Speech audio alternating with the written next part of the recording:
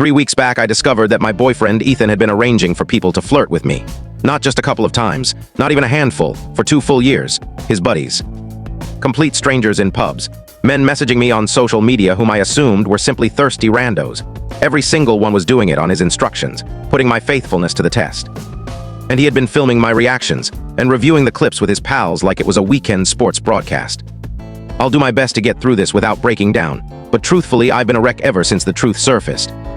And I'm still questioning what parts of the past 24 months were genuine.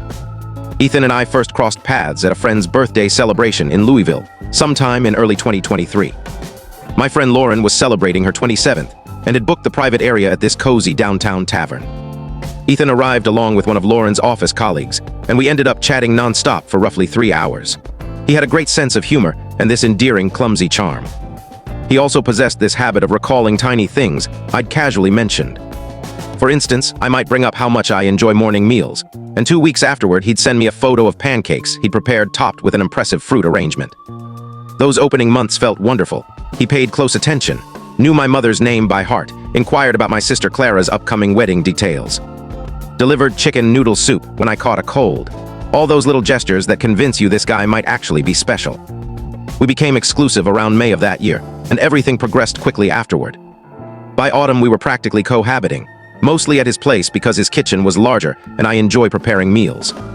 In hindsight, I can now identify the precise moment the strange behavior began, though back then it never registered as odd.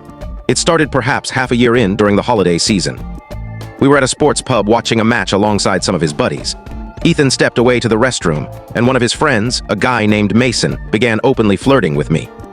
Seriously over the top, remarking on my clothes, inquiring whether I exercised, declaring that Ethan was fortunate to have someone so attractive. I brushed it aside with a chuckle and steered the conversation elsewhere. What else are you supposed to do when your partner's friend acts strangely? When Ethan returned, I mentioned later that Mason had been a bit intense, and Ethan merely shrugged it off, claiming Mason behaved that way toward everybody. I should have questioned why Ethan appeared completely unbothered. If one of my boyfriend's friends came onto me, I'd anticipate at least some reaction, yet I simply concluded he felt confident in us and viewed Mason as harmless. Then the pattern repeated. Different buddy, different location. We were hosting a casual gathering at Ethan's apartment when his friend Derek trapped me near the fridge while I grabbed a beverage. He began probing whether I was content with Ethan, whether I ever considered other options, whether I found him appealing. I shut it down immediately, explained I was committed to Ethan and not interested, then left the area. I brought it up with Ethan afterward, and he displayed this odd expression I can't tell you the full story in short. To watch the full story, click the related link below.